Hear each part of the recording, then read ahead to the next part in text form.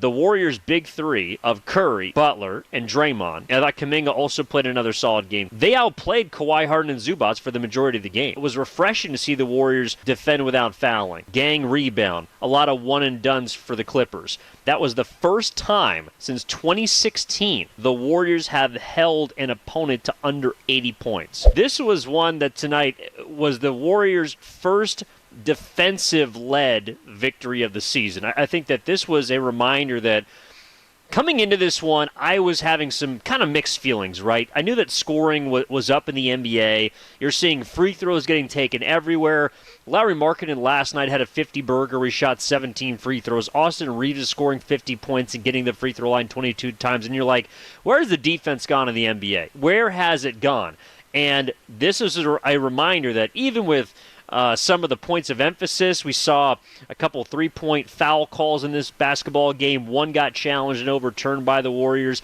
Even with all the kind of ticky-tack stuff that they seem to be calling, defense can still show up and show out. And the Golden State Warriors just straight up suffocated. I thought the Los Angeles Clippers tonight in the second half, they only score 30 points in the second half. That was a clinic, quite frankly, especially in the second quarter where it felt like the Clippers were beginning to figure things out, especially in the half court. The Warriors just took Kawhi Leonard and really James Harden, who I thought, he had 20 points in the first half, did not have a single point in the second half. I thought they took him out of the basketball game completely. But defense is really where I think Steve Kerr and the Warriors as a whole throughout their run, their championships, when they are at their most happy, their most content, it's when they're playing quality defense. And to me, this was where last Thursday was the Warriors' first statement win in the Western Conference by beating Denver at home in overtime. This was their first defensive statement of the season. And again, a reminder that this group, this Warriors team, which I believe has kind of picked up from where it's left off last year, the last 30 games of last season, they were the number one defensive team in the NBA. They were number one in defensive net rating. And tonight, they looked the part. Again, Clippers, 30 points in the second half. In one stretch, in nearly 15 minutes of the game, from the 9-minute mark in the third quarter to nearly the 6:30 mark of the fourth quarter, the Clippers scored 11 points over 15 minutes. And so it was refreshing to see the Warriors defend without fouling. Gang rebound, a lot of one-and-dones for the Clippers. And sure, they missed some open shots. They could not hit a three to save their life. They were 6 for 33 from distance in this game. But I thought Jimmy Butler made it difficult for Kawhi Leonard. I thought they defended without fouling on James Harden in that second half. I thought that they exposed the Clippers for being the only team that was older than them coming into this game and into this season. And it was, again, refreshing to see the Warriors, an older team, make another team look old. So I thought this was the first defensive statement of the year for Golden State. And after the first 4 games where, you're kind of wondering, all right, they're giving up 53% shooting, number one in opponent field goal percentage. How are they going to respond against a Clippers group that's pretty talented offensively, even missing Bradley Beal? And they just locked them down in the second half. I mean, that was as good as you're going to see in the NBA, especially 2025. That was the first time since 2016 the Warriors have held an opponent to under 80 points. That is per Warriors PR, so if I got that stat wrong, don't get mad at me. Shout out Ravina, shout out Ritter. First time since 2016. That's nearly 10 years they have not held an opponent to under 80 points. So, again, a lot of missed shots. Sure, the Clippers had some opportunities, but for them to basically neutralize Kawhi Leonard, James Harden, and you got to throw in Ivica Zubac, because while Zubac got a little bit busy in the second half, especially in that third quarter, he only ended up with 14 points. I was a little worried about our Fremont Bank prediction of the game not coming to fruition. I had Zubac under 16.5 points. I was a little worried there, especially with Horford and the second unit, which we will get into at some point across Warriors wrap-up. I was a little worried that he was going to be able to break that, but they held him over the last, I think it was 6 minutes of game time that he was on the floor without a point. And, again, the Warriors, so you look at the defensive statement, I think you look at them, what they did to Denver, how they were able to produce enough offense to, challenge, obviously, a 50-burger from Gordon, and Curry was the closer in that game. This was a different type of game where I think it was the second Western win that was a matchup problem last season that they got, right? So you think about Denver. You think about the Clippers. Two top 5 seeds from last season who played each other in the playoffs, ironically. You play them all within the first 8 days of the season. You get 5 games. You come out 4-1. That's about as good of a start as you can ask for. And I realize that of the kind of the spectrum of the teams that the Warriors played to begin the season, you wouldn't have Portland higher than Denver. And I think the Clippers are going to be a pretty good team. 2-2 start, and they had the loss to Utah, but I think they're going to be a pretty good group. You wouldn't have them losing the Warriors to Portland, but again, you're 4-1 to start the year. Another thing that wasn't really the case last season, I thought that in the regular season finale, the one that decided the Warriors becoming a play-in team versus a playoff team, being a top 6 seed, I thought the starting 5, which, to be fair, and as we go on, we could talk about this a bit more, I think they got one spot they still got to figure out. But I thought the Clippers starting 5 last year looked better than the Warriors starting 5. And it's probably a reason why they won that game. The Warriors' big 3 of Curry, Butler, and Draymond, and I thought Kuminga also played another solid game. They outplayed Kawhi, Harden, and Zubac for the majority of the game. Outside of the second quarter, you cannot tell me that Curry, Butler, and Green did not outplay Kawhi, Harden, and Zubac. And I thought what the Warriors decided to do at the beginning of the game was basically just expose the lack of shooting for the LA Clippers. Bojan Bogdanovic was unplayable in this game. He only lasted 9 minutes and didn't see the floor the rest of the contest. Derrick Jones can't hit the broadside of a barn. Like, that dude wouldn't be able to find water if he fell out of a boat. And it amazes me looking at him and looking back on the finals team for the Mavericks, I think in 2024, when they lost to the Celtics. In 2023.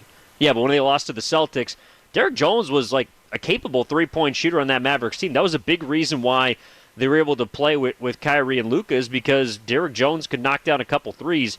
He was 1 of 6 tonight, and every time he shot the ball, it did not look like it was going in. I think he might have had an air ball too. But what the Warriors did at the beginning of the game, which to me made it feel like their starting lineup, and they did, statistically, outplay the Clippers starting 5, was they basically put Post on Jones. You know, it reminded me a little bit of the old Kerr tactic way back when, in 2015, when he decided Andrew Bogut, go guard, who's my guy, first team all defense, Tony Allen for the Grizzlies. You're just not going to be able to make enough threes with that guy for me to respect your jump shot. And as a result, that made Draymond the center fielder. So when Post or Draymond was able to, kind of match up with Zubac, the other was right there because neither of them was going to have to guard Derrick Jones. Or in that first quarter, Bojan Bogdanovic, when the Warriors jumped out to, I think it was like a 27-14 lead, and just kind of owned them in the first 6 or 7 minutes of the game. The Clippers went on a nice run at the end of that first quarter after Curry got subbed out. I think the non-Steph minutes were -8 for the Warriors in the last 4 or 5, because Harden was kind of cooking the second unit. But that initial strategy by Golden State, I thought was perfect by Kerr and worked to perfection.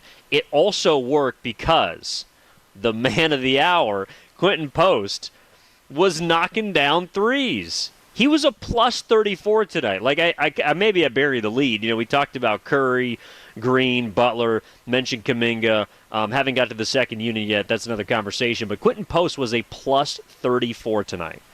And it was obvious, especially in that second half when he knocks down back-to-back threes to kind of jolt a little 12-3 run.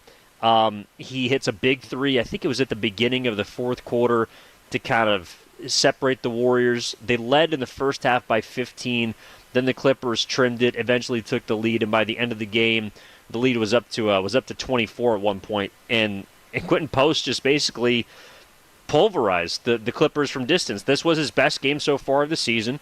12 points, 8 rebounds, 4 of 7 from distance. Had no problem firing up shots and knocking down open threes, of which were available because Zubac is not a center that typically is going to step out and be forced to contest perimeter shots. But that's where Post has an advantage. And he only played 25 minutes because the game was kind of over by the midway point of the fourth quarter. But I thought what Quintin Post did tonight Number one was prove that when he knocks down shots, this is a very difficult team to beat, because the Warriors, while they don't have a ton of, I guess, traditional, high percentage three-point shooters in their starting lineup with Butler, Green, and Kuminga, although Jimmy Butler's 8 for 14 quietly to begin the season from three-point range. Curry was actually, of all the starters, Curry shot the worst tonight from three, which was interesting. He was 2 for 8.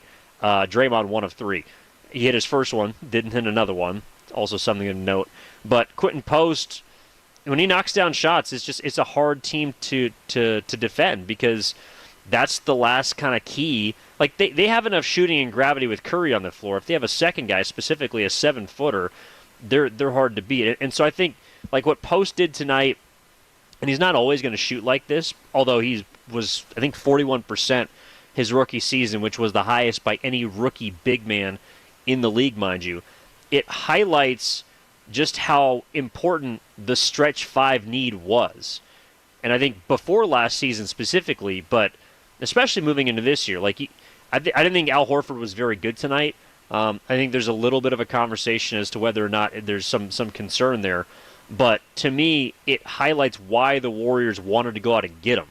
Like, at his best, Al Horford is a two-way player because he's also a better defender than Post. But if he knocks down threes, then you just see how much easier it is for everyone else. For everyone else. And that's what Post, to me, highlighted in this basketball game. I also think it's interesting that, again, I talked about the kind of matchup problems that both Denver and the Clippers were for the Warriors last year. I don't think that Zubac is yet not a problem. I think it's one game. He didn't play particularly great, and the guys around him also didn't shoot it very well to kind of take him off to take some pressure off of him. But there was a lot of one-and-dones tonight for the Clippers, and Zubac typically is able to, I think, impact it a little more. Now, of course, saying that, he had 6 of their 13 offensive rebounds, but I think Zubac, he didn't score enough to be, to me, like, that impactful in the paint. And they weren't getting much else from Kawhi, who I thought was, like, he just looked kind of sluggish tonight. I don't know if Kawhi is just doing the whole load management within playing, because last year he sat for much of the season with that lower leg injury and made himself good and ready for the postseason. He just did not look engaged tonight to me whatsoever, outside of a little moment in the second quarter. But I honestly thought that the second quarter, when the Clippers outscored the Warriors 24-13, it wasn't like their offense was that drastically different. It was they defended. And I thought in the half court they put the clamps on the Warriors, and also the Warriors' second unit missed a lot of threes. There was probably 3 or 4 open shots. I can remember 2 of them off the top of my head from Moses Moody. He had off a second chance kick out on the right wing was wide open, missed a shot. Pods had a couple of open misses. Al Horford was obviously 0 of 3 from three-point range in this game. So, the Warriors had some chances in the second. I just think that the shots didn't go down, and the Clippers defended better. Again, the Warriors didn't break 100 either, but they just, again, suffocated the Clippers, which to me was kind of the larger takeaway from this basketball game. So I don't think there's any real cemented takeaway from whether or not Zubac is going to continue to be an issue. But I think it's interesting that the Warriors so far have not really been killed by, well, I guess Doncic, but they haven't really been killed by, like, the go-to player from either the Nuggets or the Clippers.